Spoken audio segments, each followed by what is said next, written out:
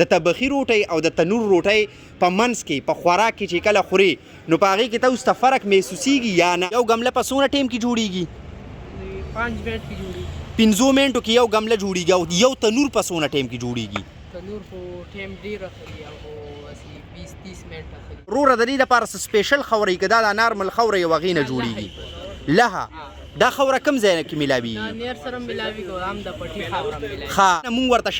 شګنه وایو، دوی ورته لهه خاوره وایي چې د هغې نه دا ګمله تیارېږي. 1.5 روپۍ چې دی د یو منګي ریټ دی. او زموږ په علاقو کې به داسې هم کېدل کله چې غنم ریبلی کېږي دا خلک راځي دا منګي د تپریدي او 1 ګېډه او 2 ګېډه غنم درنه الي. نو د کلي علاقو چې دی ډېر ښکلی ژوند و، د کلي رنګیني به هم دا وي، د کلي ښکلا به دا وه، او د کلي د ساده ژوند هغه رنګیني به هم دا وي چې داسې قسمه ژوندونه به خلکو تیرول او ډېر د خوند او د مزې ډکو. اوس هر څه سیوا دي خو خوندونه هغسې نشته دی. نو د دې څه وجه کیدی شي به تاسو ما ته په کمنټ سیکشن کې وایئ. ما دا ملګری دی دته د ګملو باره کې پته نشته دی، خو دی ځان پیول غواړي چې دې کې دا ګمله ښه ګمله ده او دا کمزورې ده. نو دی به پکې څه ګوري؟ دی به سپینه ګوري. سپینه ګمله.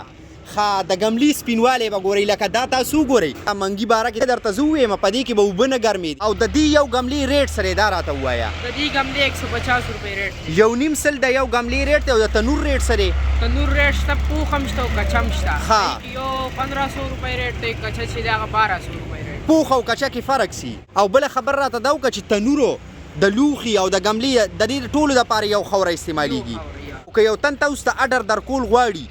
او هغه وایي چې ما ته داسې یو شیز جوړ کړه، یو ډیزاین راوړي، نو هغه ورته جوړولی شئ. هر قسمه ډیزاین. تنورونه تاسو ټول به یې پیژنئ. که کوم خلک یې نه پیژنئ نن به یې وپیژنئ. کومه روټۍ چې مونږ خورو نو په کور کې دا تنورونه په یو ځای کې یو مختص ځای وي، په هغه ځای کې دا ښخ شوي وي او په دې باندې روټۍ پخوي او هغه روټۍ بیا مونږ خورو. نو د دې تنور چې دی بیل قسم روټۍ وي، د طبخي بیله روټۍ وي، فرق پکې وي. نور اوړه ماغی خو ډیزاین شکل او خوند خو یې راته پته نشته. خوند راته تاسو ووایئ چې په خوند کې فرق راځي او که نه. نیمه ګنټه یو ګمله په دې اوبو کې پرتی دی، ټایمینګ دی راوچته کته یو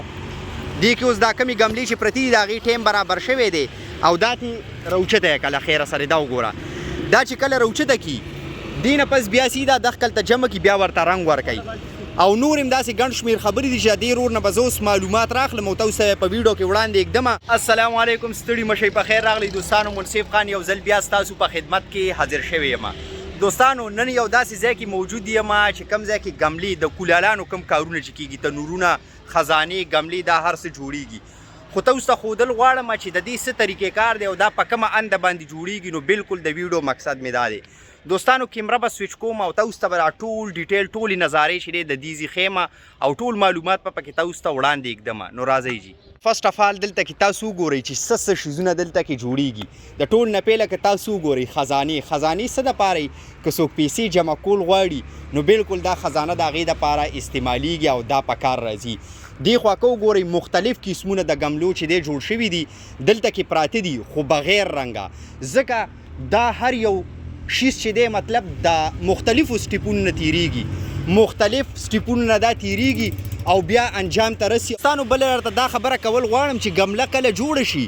نو په دې کې یو سټیپ دا دی چې دا په اوبو کې ایږدي. لکه په دې اوبو کې اوس ګملې پرتې دي، دا خو پکې ټولې ګملې په دې اوبو کې ایږدي دي نه بیا روباسي. خو څه طریقې کاري دوسته څنګه؟ السلام علیکم، نوم دې څه دی؟ صدام خان د دې تن نوم دی. او دا په اوبو کې چې کله ایږدي نو د دې ته څه فایده یو دی ولې ایږدي؟ دا خو ځان ته لږ اوبه راکاږي، دا ګملو رنګ ولګوه. ښه د ګملو رنګ دغه کوي. او څومره وخت په دې اوبو کې دا پرتی؟ دا نیمه ګنټه پرتی. نیمه ګنټه یو ګمله په دې اوبو کې پرتی دی، ټایمینګ دی راوچته کته یو دې کې اوس دا کمې ګملې چې پرتې دي د هغې ټایم برابر شوی دی او دا تې راوچته یې کله خیره سره دا وګوره. دا چې کله راوچته کي دې نه پس بیا سیده دخل ته جمع کي، بیا ورته رنګ ورکوي. او نور هم داسې ګڼ شمېر خبرې دي چې دې رور نه به زه اوس معلومات راخلم او تاسو ته په ویډیو کې وړاندې ږدمه. دلته کې بیا دا مختلف رنګونه تیار دي. تاسو ته مې ووایي چې کله رنګ ورکړی شي نو ګمله داسې شي. خو تاسو ته دا هم ویل غواړم وروره د دې لپاره څه سپیشل خاوره که دا د نارمل خاوره یو هغې نه جوړیږي. لهه دا خاوره کوم ځای نه کې میلاویږي؟ نیر سره میلاویږي او هم د پټي خاوره میلاویږي. ښه دا لهه خاوره دې ته شګنه مونږ ورته شګنه وایو، دوی ورته لهه خاوره وایي چې د هغې نه دا ګمله تیارېږي. او دا په څومره وخت کې یو ګمله جوړوئ تاسو؟ دا خو زر تیارېږي دومره ټایم نه غواړي ښه د معیاري لوښو او د خاورې دا لوښي چې دي که ګمله شوه کار شو د معیاري لوښي به موږ ته څنګه پته لګي د خاورې لوښي اوس ښه پخ شوې ده ښه دا ښه مضبوطه فار اگزامپل زما دا ملګری دی دته د ګملو باره کې پته نشته دی خو دی ځان پیول غواړي چې دې کې دا ګمله ښه ګمله ده او دا کمزوري ده نو دی به پکې څه ګوري دی به سپینه ګوري سپینه ګمله ښه د ګملې سپینوالی به ګورئ لکه دا تاسو وګورئ دې کې یو ګمله سپینه ده یو سره ده داسې ده که نه نو په دې کې چې کومه سپینه ګمله دا معیاري وي دا پکې پوینټ دی دوستانو دا ځان سره نوٹ کړئ دا ملګری ما په خبره پیولو خو لکه د ده ذهنه خبره نه اغسته کومه خبره چې ما کوله نو دا پوینټ دی پکې او د دې دپاره بیله خاوره استعمالیږي یو ګمله په څومره ټایم کې جوړیږي 5 منټ کې جوړیږي 5 منټو کې یو ګمله جوړیږي او یو تنور په څومره ټایم کې جوړیږي تنور خو ټایم ډېر اخلي او 20-30 منټ اخلي ښه 20-30 او د دې خپل کاریګران به وي ښه د هر یو شیز چې دی خپل کاریګري او دا تا چې دا په سیخې دی نو ګملې هم په دې جوړوئ د خټې نه دلته شته د سرې ښه دا چې دی په بیل ځای کې د دې خپل مشینونه میلاویږي په هغې باندې دا پیله جوړئ دې ځي ته بیا شفټینګ وشي دلته کې بیا د خلکو د نظر وړاندې د دې ډول او سینګار کیږي هغې نه پس چې کله اډر مکمل شي دغه کس خپل کس بیا خپل اډر وړي نو په دې کې دا څه لږې ډېرې خبرې وي چې تاسو سره مې شیر کړلې او بله خبر راته دا وکړه چې تنورو د لوښي او د ګملې د دې ټولو دپاره یو خاوره استعمالیږي ښه د دې دپاره ټولو دپاره چې دی یو خاوره استعمالیږي او که یو تن تاسو ته اډر درکول غواړي او هغه وایي چې ما ته داسې یو شیز جوړ کړه یو ډیزاین راوړي نو هغه ورته جوړولی شئ هر قسمه ډیزاین او د دې یو ګملې ریټ سره دا راته ووایه د دې ګملې 150 روپۍ ریټ یو نیم سل د یو ګملې ریټ دی او د تنور ریټ سره تنور ریټ شته پوخ هم شته او کچه هم شته ښه یو 1500 روپۍ ریټ دی کچه چې دی هغه 1200 روپۍ ریټ پوخ او کچه کې فرق سي پوخ او کچه کې فرق یو حساب یو خو بس هغه دا کچه یي هغه پوخ کچه نه مطلب اوبه دې نی ورکړي که څه وجه نه بس اور دې نی ورکړي د کچه او د پوخ کې دا فرق دی چې پوخ ته اور ورکړي وي په اور باندې پوخ شوي وي او کچه ته چې دی اور نه ورکوي څنګه چې دا خښتې تاسو ګورئ په بټۍ کې یو ته اور ورکړي یا په ښه خښته شي او کچه خښته هغه چې څنګه د خټې نه جوړه کړي او نور ته پرتې وي نو په دې کې دا فرق دی ما نه تا نه یو بل تپوس هم کول غواړم که زموږ یو ویډیو کتونکی مطلب زموږ ویډیو څوک وګوري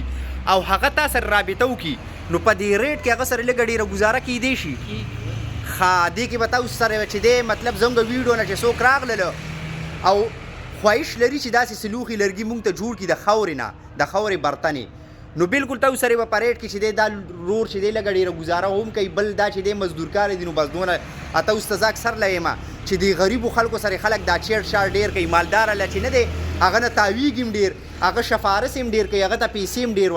ورکوي نو بالکل د دې غریبو خلکو هم خیال ساتئ دا مزدور کار دي لږه ډېره ګزاره به هم تاسو سره کوي او زیات چیړ ورسره تاسو مه کوئ باقي دا ټول لوښي چې دی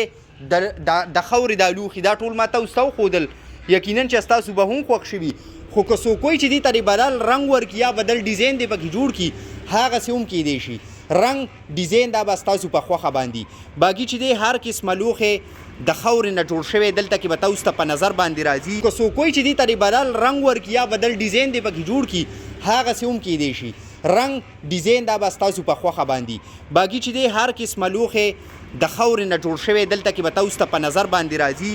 هر قسمه ستانو بله به یو خبره تاسو ته هم کول غواړم تنورونه تاسو ټول به پیژنئ که کوم خلک یې نه پیژنئ نن به وپیژنئ کومه روټۍ چې مونږ خورو نو په کور کې دا تنورونه په یو ځای کې یو مختص ځای وي په هغه ځای کې دا ښخ شوي وي او په دې باندې روټۍ پخوي او هغه روټۍ بیا مونږ خورو نو د دې تنور چې دی بیل قسم روټۍ وي د تبخي بیله روټۍ وي فرق پکې وي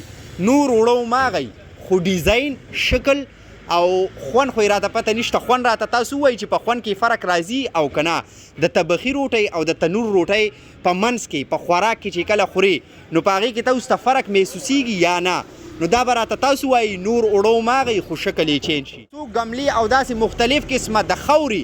برتنې جوړول غواړي د دې روډ نمبر تاسو سموي چې زه به تاسو سره شریکوم دا ورځمه کار کې هم لګیا دی روره نمبر دی ووایه دا موبایل 0325 85 68 444 استا دا ځای کوم ځای کې دی دا سوکانو سوکانو کې دا وخت مونږ وجود یو تاسو به وایي چې دی په سوکانو کې څه کوي خو ته سوکانو کې زموږ څه سپیشل کار و او ما سره بوس هم ناست دی نعمت خان را سره رالی دی ناست دی او مونږ دواړه رالیو څه کار مو نو د هغې دپاره رالیو دلته مې څه داسې سین مخې ته رالو ما یې بلکل چې تاسو سره شیر کړم او لږ ډېر معلومات پې تاسو ته هم درکړم منګې به پخوا نه بلکې اوس هم ډېر خلک استعمالوي د دې فایده که درته زه ووایم په دې کې به اوبه نه ګرمېدي یو پکې اوبه صفا وي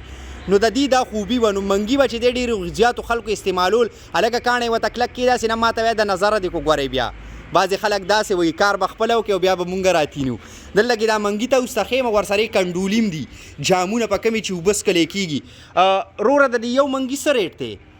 1.5 روپۍ چې دی د یو منګي ریټ دی او زموږ په علاقو کې به داسې هم کېدل کله چې غنم ریبلی کېږي دا خلک راځي دا منګي د تپریدي او یو ګېډه او دوه ګېډه غنم درنه الي نو د کلي علاقو چې دی ډېر ښکلی ژوند و د کلي رنګیني به هم دا وي د کلي ښکلا به دا وه